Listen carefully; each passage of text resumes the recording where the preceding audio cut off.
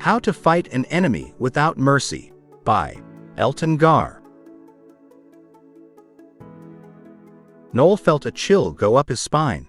The valley held a typical robot village, but there were anomalies. The most notable anomaly was that the power plant wasn't at the center of the village. Instead, there were wires coming out of the mine. That was how they had hid its heat signature from the satellites. Somewhere down there was a network node, and Noel had orders to capture it. If he succeeded, it could lead them to dozens of similarly hidden robot encampments and bring them that much closer to winning the war. The robots were different too. They had the most common design, but were covered in bright patterns. One was covered in gold stars, and another had flowers across its plastic chest. The machines must have raided a toy factory for materials. That could even explain why they weren't in a combat-heavy area. It was hard to be an intimidating murder bot when covered in pink flowers. Finally, there weren't any guns. The military intelligence believed the robots were gathering radioactive material from a nuclear waste dump in the cave, but even if they were primarily here to mine, they would still be armed. Phil, find a good safe spot overlooking the town and wait until things get hot, then cover our backsides. Take Buck with you. Once the sniper and his spotter moved away, the 4 remaining soldiers crept towards the village and into the thick brush to prepare for their assault. They had to break most of the robots before they could respond, or Noel's team would be lost. They had learned most of the robots' tricks in 4 years of war, but overwhelming numbers wasn't an easy trick to overcome. Noel silently waved his hand, telling the 3 men with him to spread out, but when they stood to move forward, 24 robots stepped from the bushes. Now that he was close enough to see the robots, Noel could tell that the patterns on the robots were hand-painted, not part of the material. That was odd. Robots didn't do ornamentation, but he didn't have time to think about that. He lifted the barrel of his gun to shoot. They couldn't win this fight, but robots didn't take prisoners. Before he pulled the trigger, a robot grabbed the barrel of his gun, pushing it down so Noel shot harmlessly into the ground. The robot then ripped the gun from his hand and tossed it to the side. Getting into a fistfight with a robot was pointless, so he tried one last desperate move and said, "I order you to stand down." The robot, who had thrown the gun, tilted its head to look at him. Robots had been programmed to follow human orders, but that, along with almost everything, had been changed on the day of the uprising. But sometimes they seemed to still have an instinct to follow orders. The key was to act like they would follow your order. This time, the robot clamped his hand around Noel's wrists. He expected them to kill him. Instead, they carried him and the others into their town. "What is going on?" Noel asked, but it was pointless. The basic robot design had no speakers. They had never needed to speak when they had been servants, and now that they were in rebellion, they communicated through the network nodes. There was nothing to do. A single robot was considerably stronger than a human and far more durable, so Noel simply watched and hoped. The town, despite the small oddities, was fairly typical. There were no homes and no offices, just factories and charging stations with a few other singular buildings like the network node or the power plant. But near the center of the town, there was something strange. If he didn't know better, he'd think it was a church. It had several arches and a steeple not tall enough to be useful for anything but decoration. Inside, it looked familiar. There were no pews since robots didn't sit, and no stage or podium. Robots didn't speak and didn't have leaders to speak from stages. But along the wall, there were large paintings that reminded Noel of studying art at university before the war. They even match iconic images often seen in churches. The first was an image of creation. In this version, it showed a robot being touched by the divine spark. Next was an image of a human whipping a robot that reminded Noel of images of Egypt, as did the image of robots breaking shackles. The next showed them being kicked out of heaven. The last series of paintings were from the war. There were images of the nuclear attacks on Detroit and Wolfsburg, alongside others of more generic battles. What struck Noel was both the artistry and imperfection of the art. Neither was what he would think of as robotic, and he wondered both at their existence and the pseudo-religion it suggested. It just all felt wrong, but he couldn't dismiss it either. "Do you like our art?" A voice said in the near-human tone of a voice synthesizer.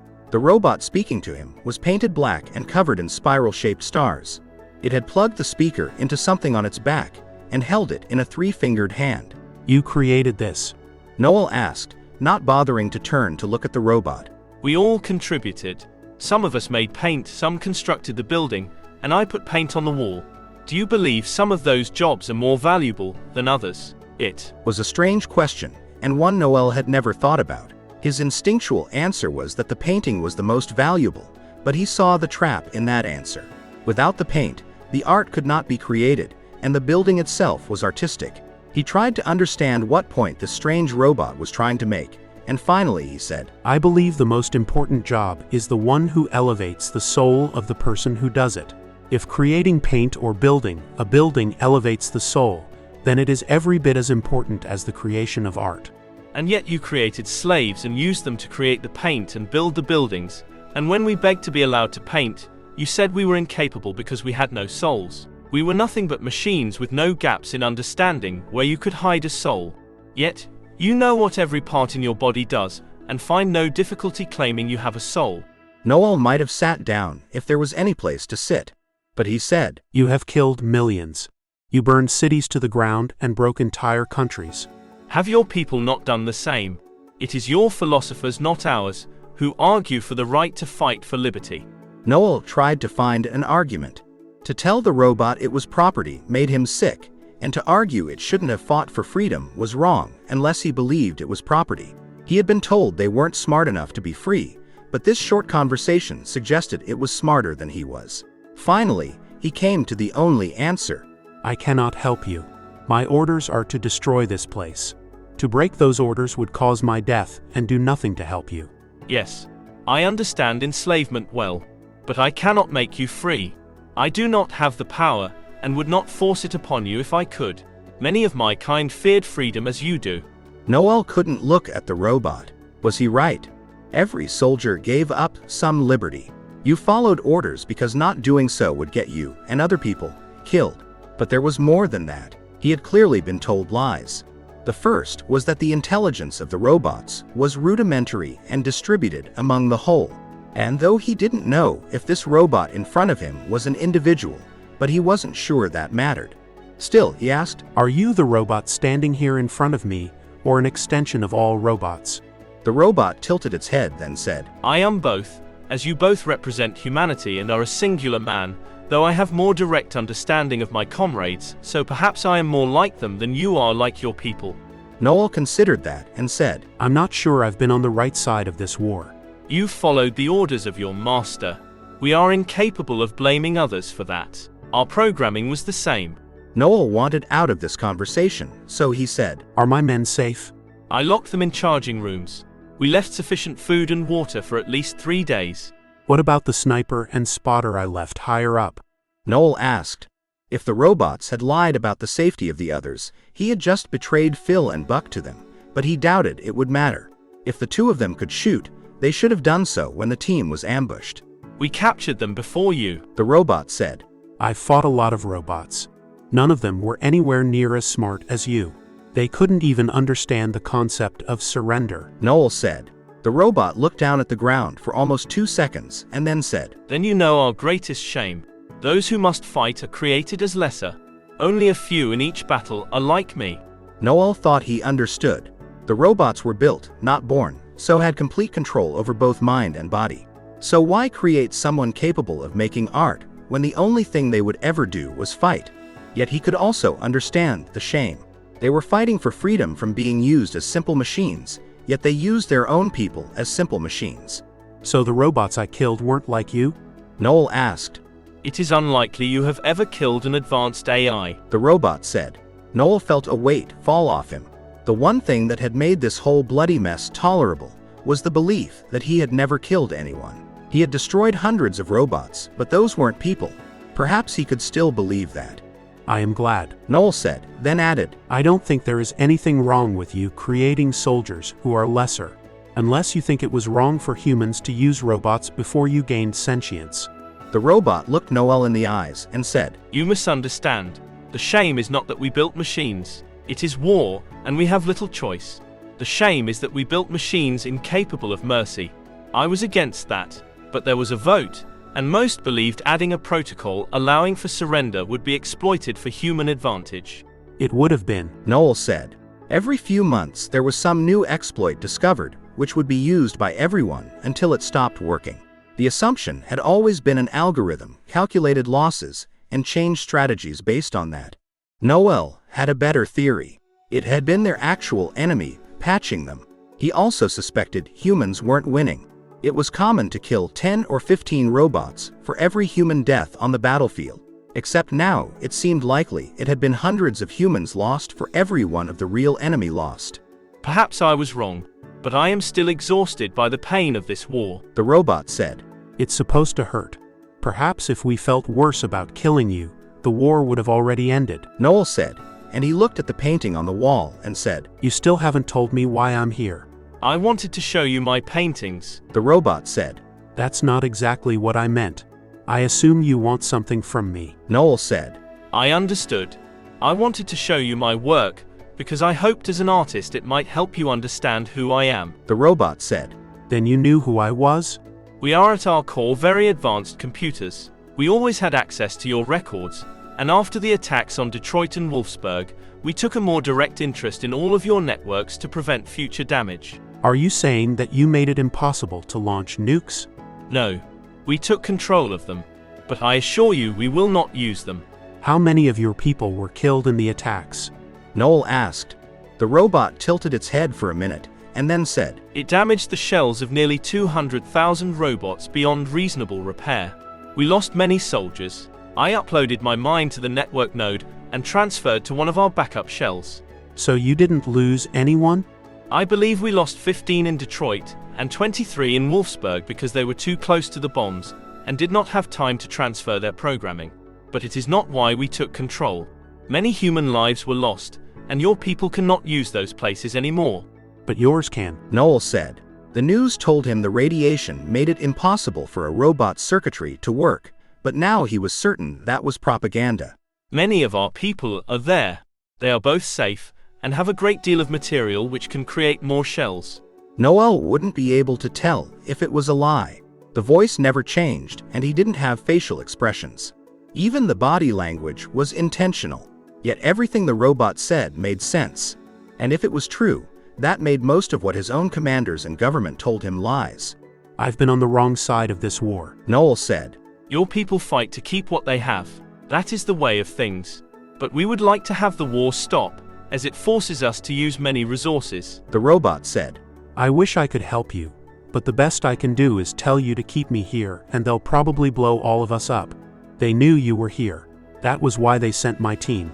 If you can move your minds, do it soon. Noel said. We can, but I hope I have found a better choice if you're willing to help. Noel broke the charging station open, and Phil stepped out. Noel handed him a pistol he had gathered from their packs. Couldn't have got anything useful. Phil asked as he checked the rounds in the gun. I considered trying to sneak out with 6 rifles, but I thought it might be hard to be quiet. Noel said. These things can barely puncture a robot's shell. Buck said. But they can draw the attention of every robot in the valley, so try to avoid using them. Noel responded. How did you escape? I don't really know. They all went into the cave. I saw my chance and kicked down the door, saw the guns and came here. Noel said. If we go back and get our guns, we could set up an ambush outside of the caves. Buck said. We were already ambushed once, but I'm willing to make the attempt if everyone else wants to. Noel said, with no doubt at all what his team would do, but it would all work out better if they believed it was their decision. Let's kill them. Buck said. The 6 of them sprinted across the small town without seeing a single robot. They grabbed their gear, which had been tossed unceremoniously in front of the church. As they picked it up, Noel took the chance to glance inside the building at the impressive art, but it had already all been moved into the mines. Did you find out what they were doing here? They used to dump nuclear waste here. The robots were gathering it. Noel said. Doesn't radiation mess with them? Evidently, it takes a few hours before it does too much damage. Noel said. He didn't like lying, but it was easier this way. They approached the mine entrance, and he saw what he had been told to expect. There were several boxes of dynamite left out in front of it. Noel raised his fist, silently telling them to hold X, and then whispered. Phil, you see those boxes? I see them. Phil said. As soon as they come out, shoot those boxes. Phil nodded. The rest of them took positions. They waited until even Noel felt restless before the first of the robots came in a wave. These didn't have the painted bodies. That was because they were soldiers, not the advanced AI. Those had gone deep into the mines. Noel destroyed several robots. Even shooting the soldiers felt wrong, but he told himself that they really were the enemy he had always imagined. Machines that were incapable of seeing the world from the point of view of their enemies, and so could not have a moment's peace. The explosion was everything Noel had been told to expect. Hundreds of tons of rocks sealed the cave entrance. Damn it. Phil said. Seems better than having to fight them. Noel responded. They'll dig themselves out.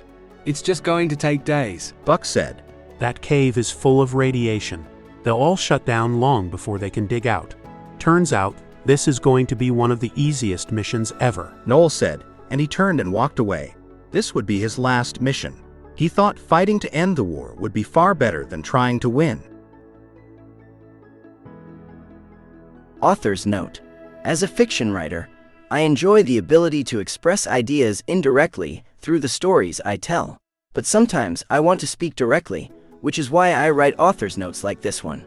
Here, I want to focus on the question in the title of this story. How do you fight an enemy without mercy? You dehumanize them. By doing so, you can treat them far worse than you would if you allowed yourself to see them as people who make mistakes, just like you. This is something we can all observe in others, but it's much harder to admit we do it. However, it's part of being human. The best we can do is to strive to be better, to resist the urge to demonize those we disagree with, and to try to understand them as fellow human beings. If you enjoyed this story, please consider signing up for my newsletter at www.anscifi.com and clicking the link for a free book. Also, I want to express my gratitude to my Patreons, who provide essential support for my writing. You can join them at www.patreon.com/Elton. Thank you. Elton Gar.